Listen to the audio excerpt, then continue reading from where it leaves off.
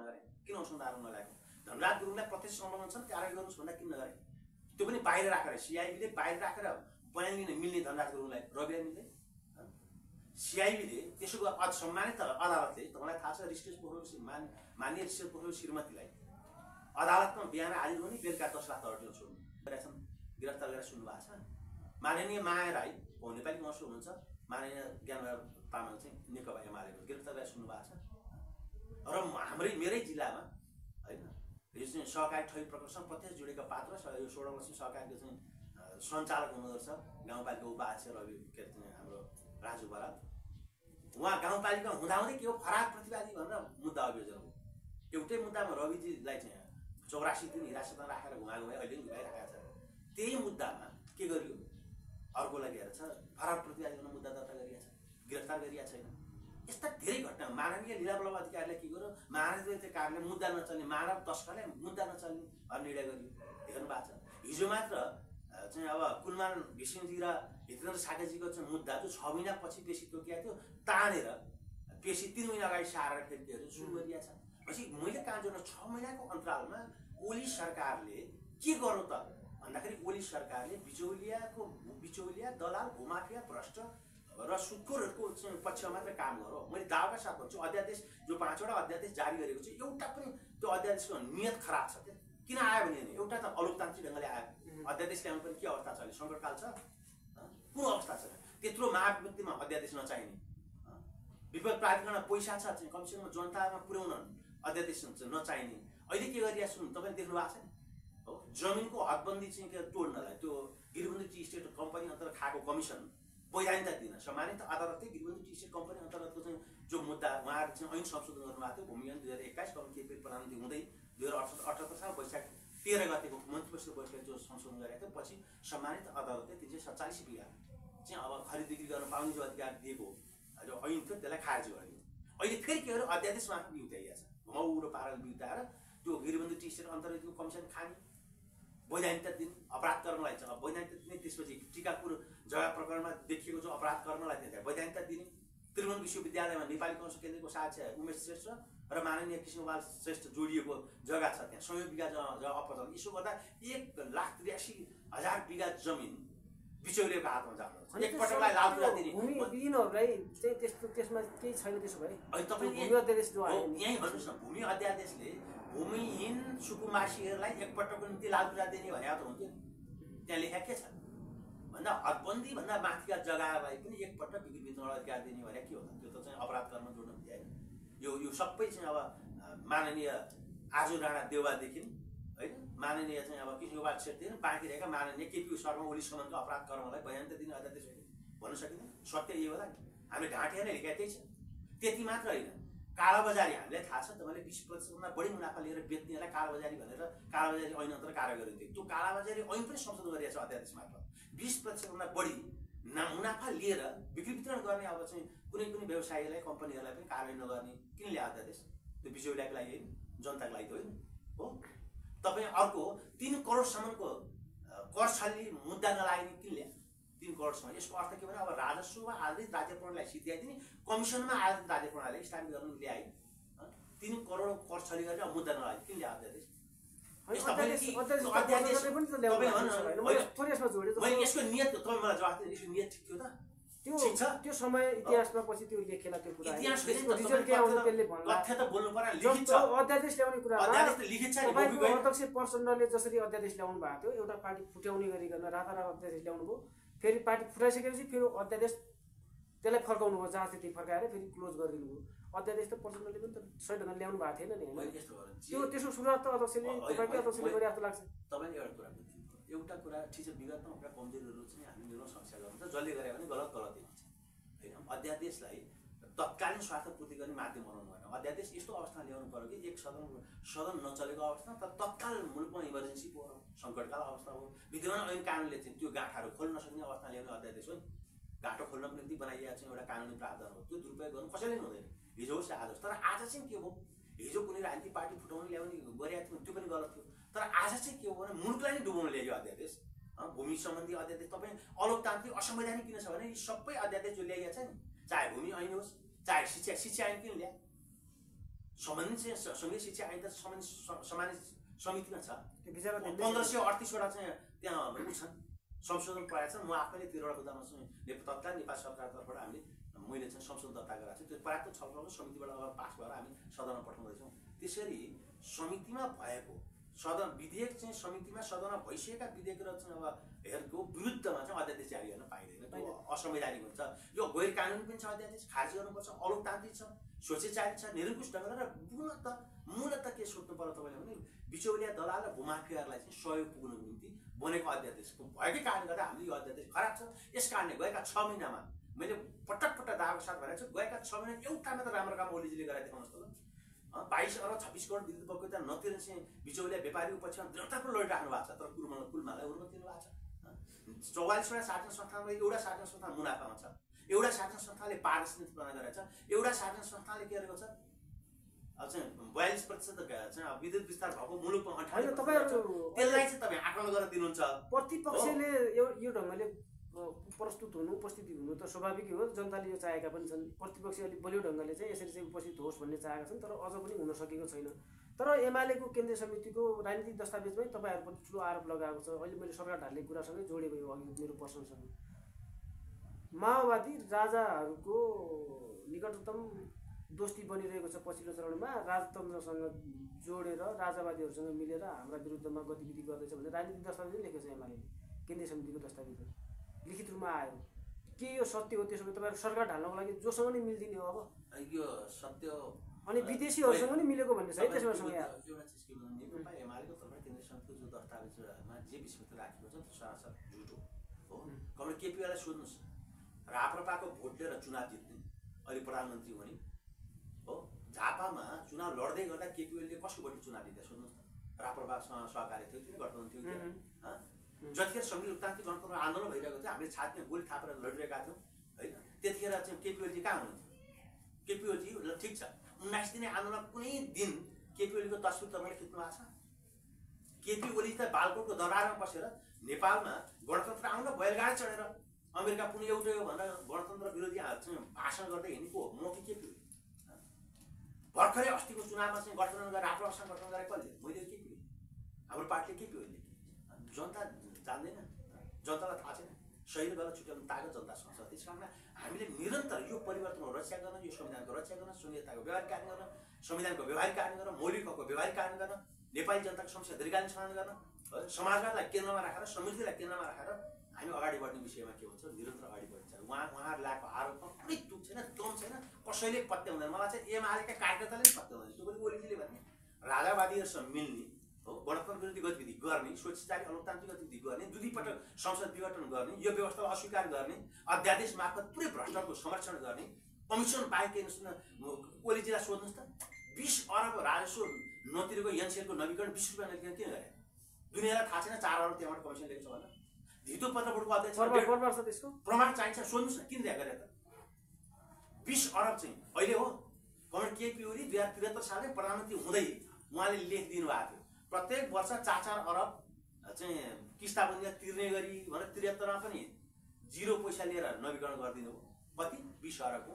फेरि त्यही अस्ति भर्खरै 81मा आएर पनि के भन्नु, फेरि किस्तामा दिने, यो 10 वर्ष अगाडि तिर्नुपर्ने 20 अरब 10 वर्षपछि पनि किस्तामा र त्यसै लाटले बुझ्ने कुरा आएन। उनी कमिसनमा चल्छन्, राजस्व नभए पनि त कमिसन चाहियो। यो मैले बोले यातायातमा गएर हेर्नुहोस् न, अहिले यातायातमा अहिले तपाईँ भर्खर सुन्नुभयो होला, यातायात व्यवस्था विभागमा 73,000 नक्कली चाहिँ जो लाइसेन्स वितरण गरिएको छ त्यसलाई कार्यान्वयन चाहिँ एउटा प्रतिवेदन तयार गरेर त्यो प्रतिवेदनै गायो ओलीजी आएछ। किन?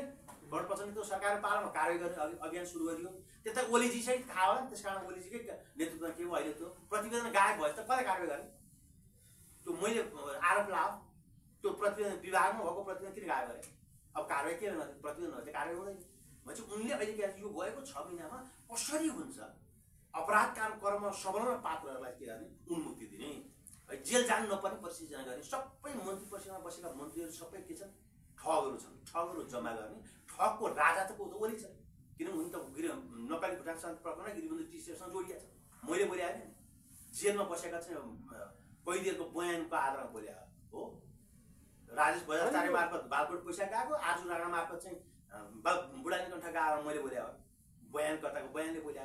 त्यो बयानकर्ताको बयान पुष्टि गर्न चाहिँ बेचन जागे गिरफ्तारी गर्यो, गिरफ्तारी गर्ने बित्तिकै सरकार ढ तपाईहरुको बुझ्नु परेन। तपाईहरुले काम गर्न नसकेर ढले होइन, काम गर्न नसकेर होइन, अपराध गर्न संलग्नलाई दण्डित गर्ने अभियानको कुशलतापूर्ण नेतृत्व गरे बापत सरकार ढल्यो। एमाले काङ्ग्रेसले त भन्यो नि त्यति बेला स्थिर सरकार ल्याउने, अब जनताले चाहिँ अस्थिरै अस्थिर तपाईको ढोक्सो थाम्न थाले। प्रचण्डले जहिले पनि हामीलाई चाहिँ एउटा दायाँ गोजी अर्को बायाँ गोजीमा राखेर जहिले पनि जादुमय नम्बरको चाहिँ उन्माद चढ्न थाल्यो प्रचण्डमाथि। त्यो भएर चाहिँ हामीले ढालेको अब स्थिर सरकार आउँछ, समृद्धि आउँछ, विकास गर्छौँ हामीले भनेर अहिले आर्थिक वृद्धि पनि बढिरहेको भन्ने छ रेकर्ड अनुसार। सत्य सत्य आर्थिक वृद्धि बढाएको थाहा पाउनु भएको झुट बोल्नु हुँदैन हो।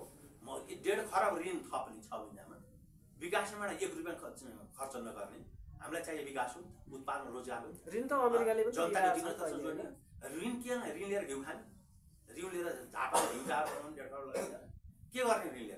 ऋण लिएर घुस खाएर चाहिँ हुन्ने पैसा बाहिर पठाउने, यही हो ऋण है। भनेपछि कमसेकम ऋण लिनु हुँदैन भनेको छ। हामीले ऋण लिएर के गर्नु पर्यो? मुनाफायुक्त ठाउँमा, प्रतिफल दिने ठाउँमा ऋण कि त ऋण लिएपछि सार्वजनिक सेवा प्रवाह गर्नु पर्यो कि के हो त्यसले उत्पादन रोजगार सिर्जना गर्नु पर्यो। सिधै कमिसनको लागि ऋण, अहिले ओलीजीको पालामा जति ऋण बढेको छ कमिसन खाएर भएको छ होइन।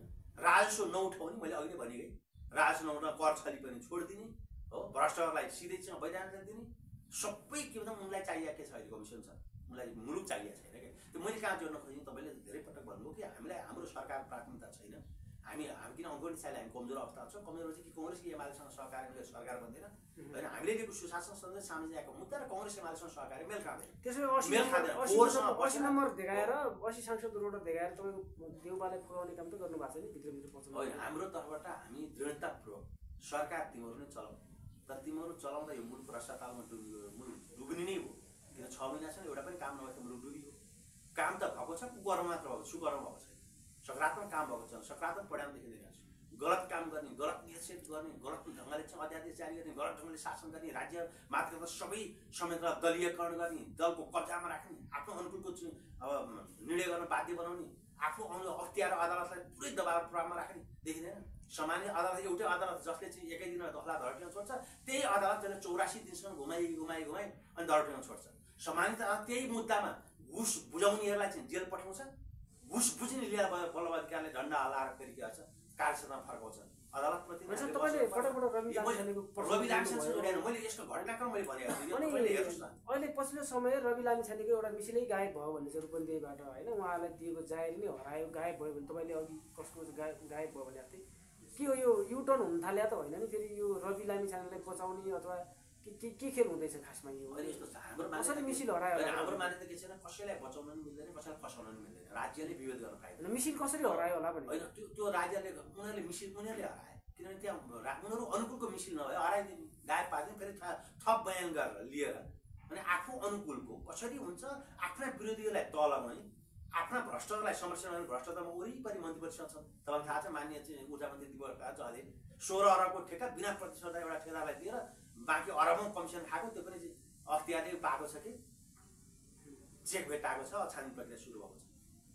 1902 मेगावाट विद्युत उत्पादन गर्ने जलाशयको आयोजना मोह कर्णाली, जहाँ सिधै माननीय विनोद चौधरीले अनि जनताले चाहिँ तपाईले यति एकसाथ खान पाइरहेको छैन। तपाईँले चाहिँ पटक पटक अरबौँ करोडका कमिसन भन्नुहुन्छ।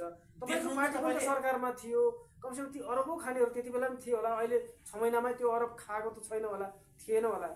तर जनताले नखाइरहेको, खान नपाइरहेको अवस्थामा तपाईँको सरकार के हेरेर पैसा दिँदैछ? अनि अहिले 6 महिनामै खाएको त्योतिर अरब यहाँले 18 महिनाको बिचमा झन् 25-26 मान्छे अनुसन्धान र जेलमा गएको कुरा बिर्सिनु। 18 महिना वर्षसँग चाहिँ के त्यही पनि कांग्रेससँग सहकार्य गरेर कांग्रेसकै नेता बालकृष्ण शाहलाई जेल हाल्नु पर्ने, एमालेसँग सहकार्य गरेर एमालेकै नेता बाबा रामेलाई जेल हाल्नु कति चोकीपटक काम थियो हो।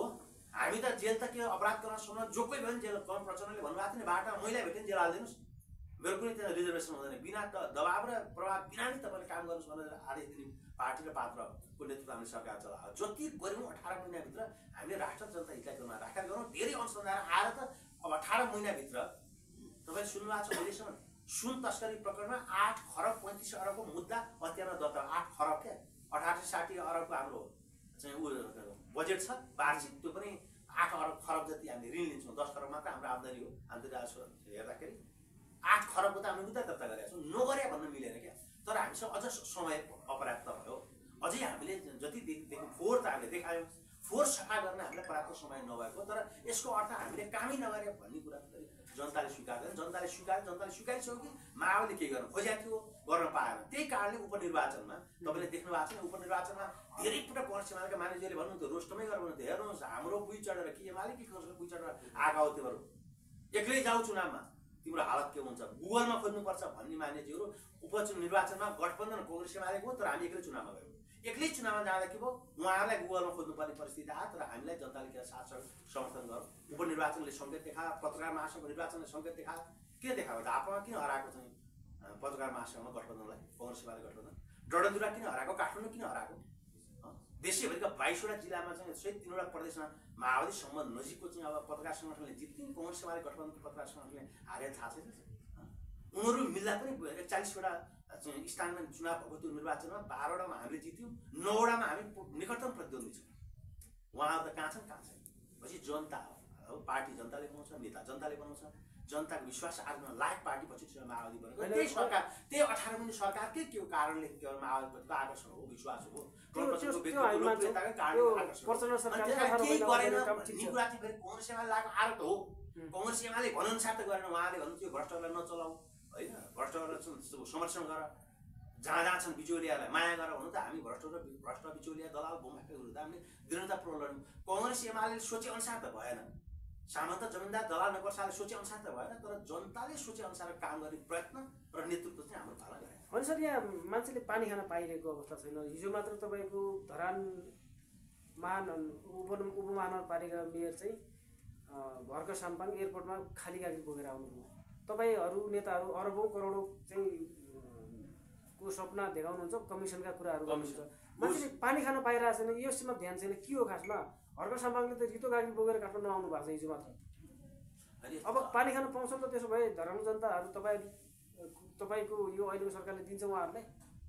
यहाँलाई थाहा छ हाम्रो चाहिँ प्रष्ट व्यवस्था छ, एक घर एक धार हो, अनिवार्य हुनु पर्यो। हाम्रो चाहिँ अब यो दिगो विकास लक्ष्य प्राप्तिको निम्ति हामीले त्यो सन् 2030 भित्र हामीले त्यो काम गर्नुपर्ने, देशैभरि पानी खुवाउनु पर्ने र त्यो अन्तर्गतको योजनाहरू परिचालन गरी स्थानीय सरकार, प्रदेश सरकार, सङ्घीय सरकारले आफ्ना योजना निर्माण गर्नुपर्ने हुन्छ। त्यस अन्तर्गत अब अलिकति योजना निर्माणमा अपरिपक्वता देखिन्छ धरानमा, अर्को साम्पाङको योजना निर्माणमा अपरिपक्वता गर्ने मतलब देखाउने, प्रचार गर्ने, प्रचारले भएन काम गर्नु पर्यो।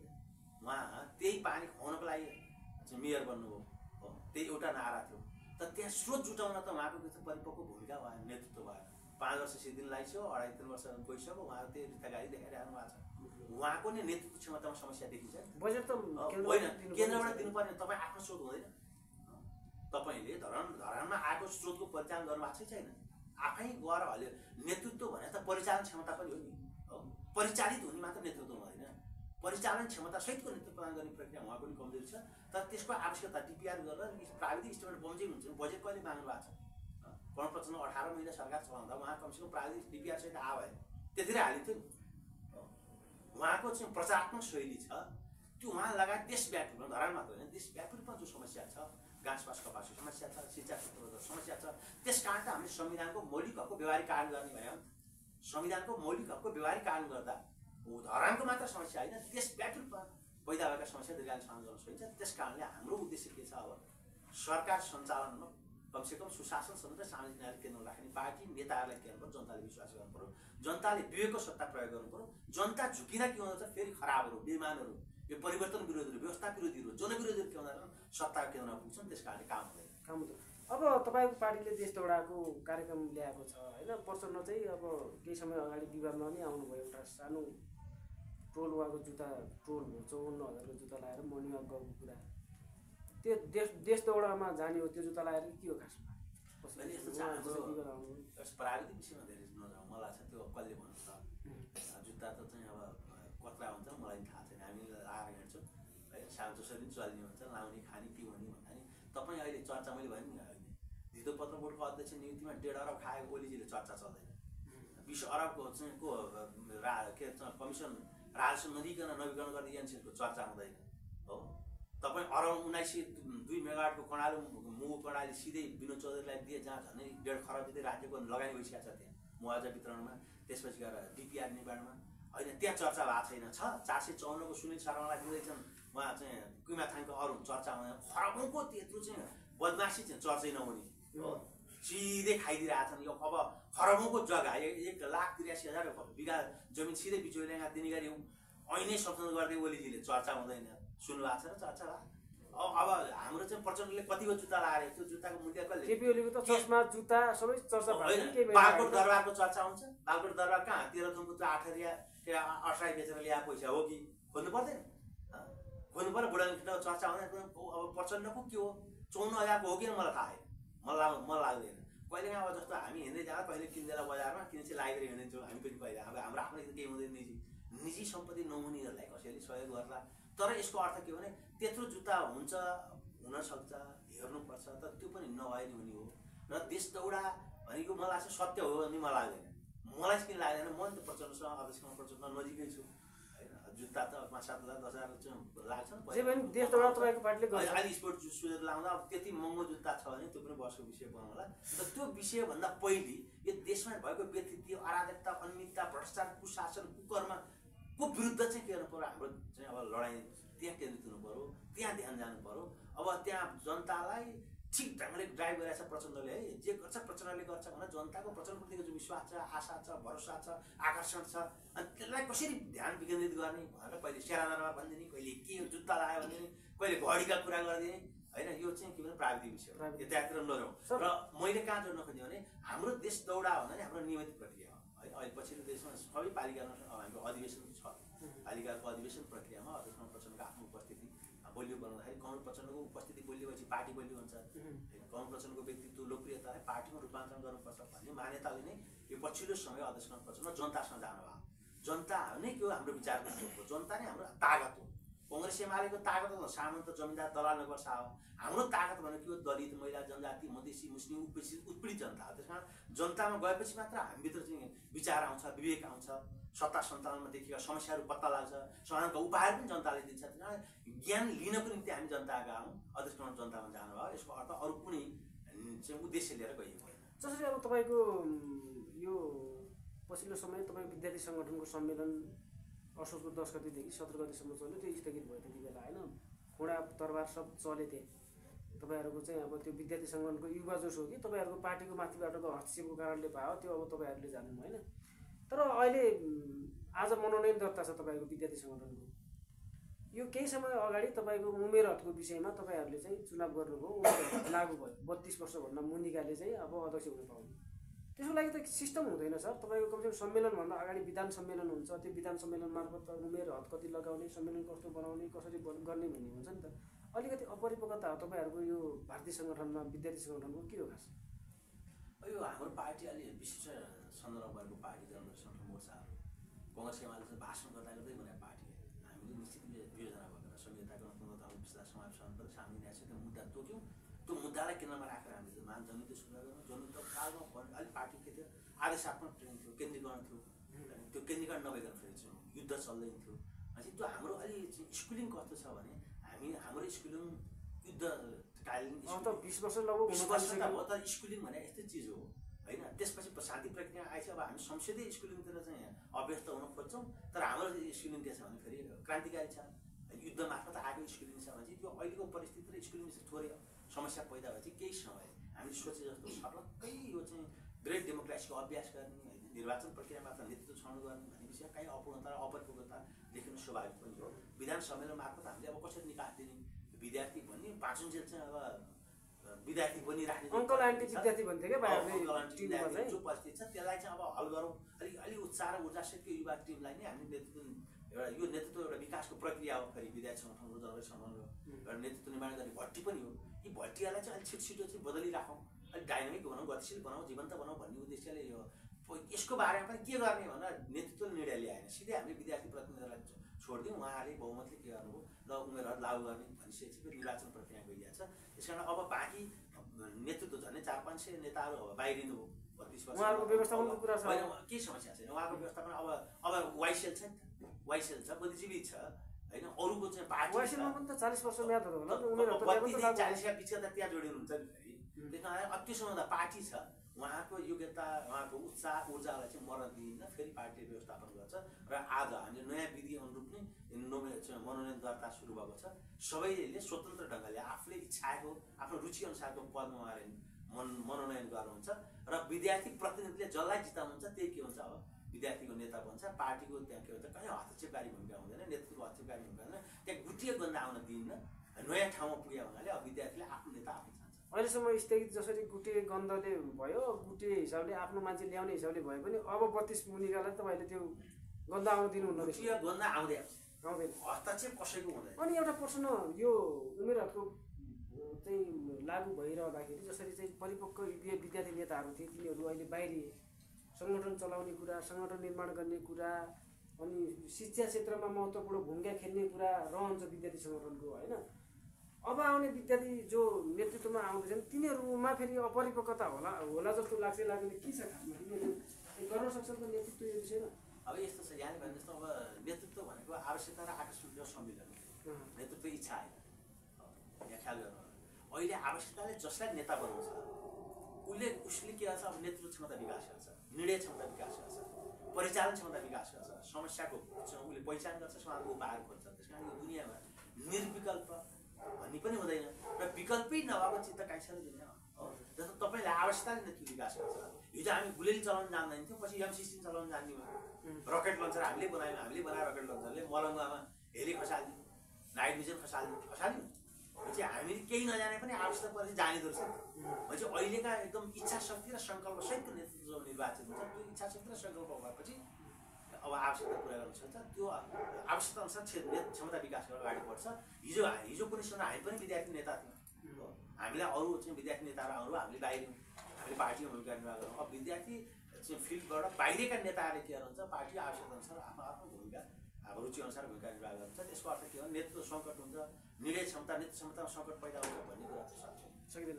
हस्, समय र समयको लागि धेरै धेरै धन्यवाद। हस्, विशेष धन्यवाद छ।